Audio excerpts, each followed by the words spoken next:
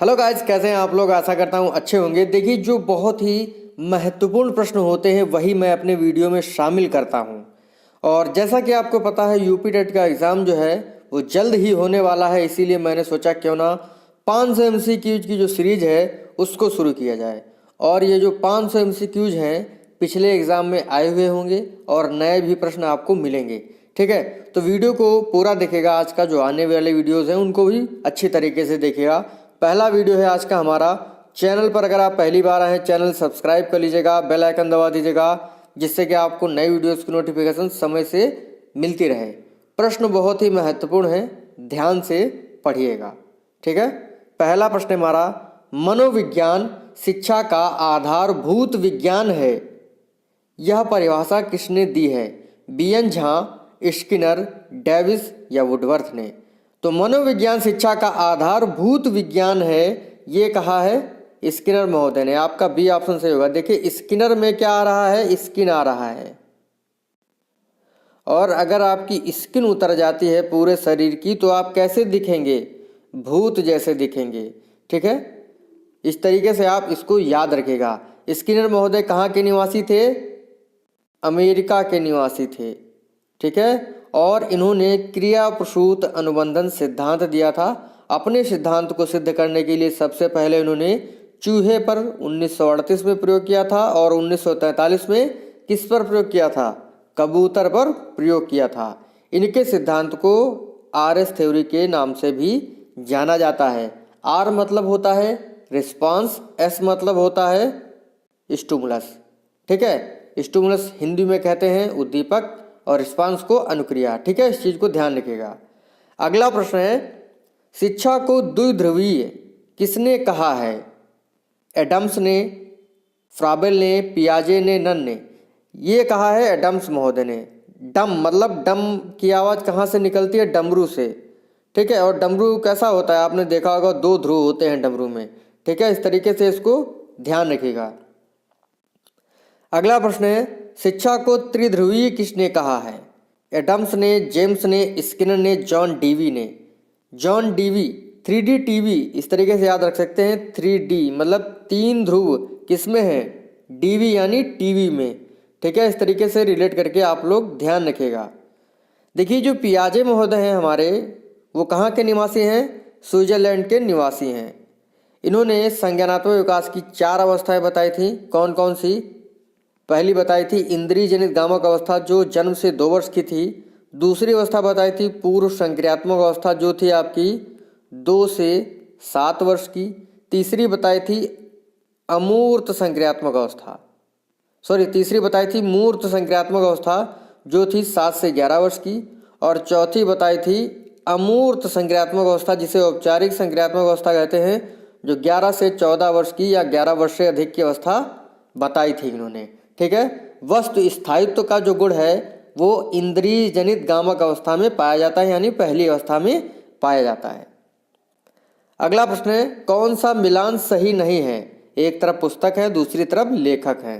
तो रिपब्लिक जो पुस्तक है वो अरस्तु की है, एमिल जो पुस्तक है वो रूसो की है, सांद विधि दयानंद सरस्वती जी की है, the school and society John Dewey की है।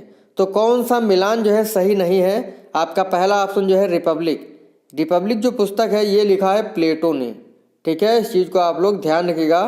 तो आपका पहला ऑप्शन इसमें सही होगा प्रश्न के अनुसार कि रिपब्लिक जो है वो प्लेटो की पुस्तक है, ना कि अरस्तु की। ठीक है, अगला प्रश्न हमारा, मनोविज्ञान चेतना का विज्ञान है, ये कथन किसका है? रूसो का, जेम्स का, अरस्तु का, नन का? मनोविज्ञान चेतना का विज्ञान है, ये कहा है विलियम जेम्स ने। बी ऑप्शन आपका सही है। अगला प्रश्न है, वेरी वेरी इंपॉर्टेंट प्रश्न है, स्वस्थ शरीर में स्वस्थ मस्तिष्क का निर्माण करना ही शिक्षा है, ये किसने कहा है? मॉर्गन ने, रूसो ने, विवेकानंद जी ने, स्किनर ने या अरस्तु ने? देखिए, ये कहा है अरस्तु महोदय ने। अगर आपका शरीर स्वस्थ है तो आपका मस्तिष्क भी अच्छा होगा और आप तू, अरस्तु आ रहा है, तू करके बात नहीं करेंगे किसी से। ठीक है, तो इस तरीके से ध्यान रखिएगा इस परिभाषा को। अगली परिभाषा है, मनुष्य की अंतर्निहित पूर्णता को अभिव्यक्त करना ही शिक्षा है, यह कथन किसका है? Morgan, Skinner, Swami Vivekananda, Rousseau का। मनुष्य की अंतर्निहित पूर्णता को अभिव्यक्त करना ही शिक्षा है, ये कहा है स्वामी विवेकानंद जी ने। ठीक है, मनुष्य को जो है जब वो पूरा हो जाता है, उसकी अभिव्यक्ति पूरी हो जाती है, तो उसको क्या मिलता है? आनंद मिलता है। ठीक है, इस तरीके से रिलेट करके आप परिभाषाओं को याद रख सकते हैं, चाहे वो किसी भी विषय की हो, मनोविज्ञान की हो, साइंस की हो, हिंदी में कोई भी परिभाषा आती है तो उनको रिलेट करके याद रख सकते हैं। देखिए, जो हमारा ये 500 MCQ का सीरीज है, इसमें जो भी मैं पढ़ाऊंगा आपको टॉपिक वाइज पढ़ाऊंगा, जैसे अभिप्रेरणा है, अभिवृद्धि विकास है, अधिगम है, बुद्धि है, तो टॉपिक वाइज बात होगी। ठीक है, जिससे आपको इधर उधर भागना नहीं पड़ेगा कि अधिगम के यहाँ थोड़े पढ़े हुए हैं MCQs, बुद्धि के वहाँ पढ़े हुए हैं, ऐसा नहीं होगा। तो टॉपिक वाइज चलेंगे, आप लोग जुड़े रहिए लास्ट तक। जब आपका एग्ज़ाम होगा आपको मज़ा आ जाएगी। अगला है, वैदिक काल में शिक्षा का आरंभ किस संस्कार से होता है? समापवर्तन, उपसंपदा, उपनयन या इनमें से कोई नहीं? तो ये होगा आपका उपनयन। वैदिक काल में शिक्षा का आरंभ जो है वो उपनयन संस्कार से होता था। अगला प्रश्न है, शिक्षा से मेरा अभिप्राय बालक एवं मनुष्य के शरीर, मस्तिष्क एवं आत्मा के सर्वोत्तम अंश की अभिव्यक्ति है, यह किसने कहा है? यूलिज, गांधी जी, अरस्तु, फ्रेंडसन? तो ये कहा है महात्मा गांधी जी ने। बी ऑप्शन आपका सही होगा। एक बार परिभाषा को दोबारा देख लीजिएगा। शिक्षा से मेरा अभिप्राय बालक एवं मनुष्य के शरीर, मस्तिष्क एवं आत्मा के सर्वोत्तम अंश की अभिव्यक्ति है, ये किसने कहा है? गांधी जी ने। अगला है, मनोविज्ञान मानव व्यवहार का विज्ञान है, यह कथन किसका है? फ्रेंडसन का, ब्राउन का, पिल्सबरी का या रूसो का? मनोविज्ञान मानव व्यवहार का विज्ञान है, ये कहा है पिल्सबरी महोदय ने। सी ऑप्शन सही है। अगला है, डेमोक्रेसी एंड एजुकेशन, यह पुस्तक किसकी है? एडम्स की, जॉन डीवी की, अरस्तु की, फ्रायड की? तो ये पुस्तक है भैया जॉन डीवी महोदय की। ठीक है, अगला प्रश्न, एजुकेशन शब्द का जन्म एडुकेयर शब्द से हुआ है, यह शब्द जो है किस भाषा का है? अंग्रेजी, लैटिन, यूनानी, फारसी? तो एडुकेयर जो है ये लैटिन भाषा का शब्द है। अगला है, विकासवादी सिद्धांत किसने दिया था? मेंडल, पियाजे, लैमार्क, नन? तो विकासवादी जो सिद्धांत है ये दिया था लैमार्क महोदय ने।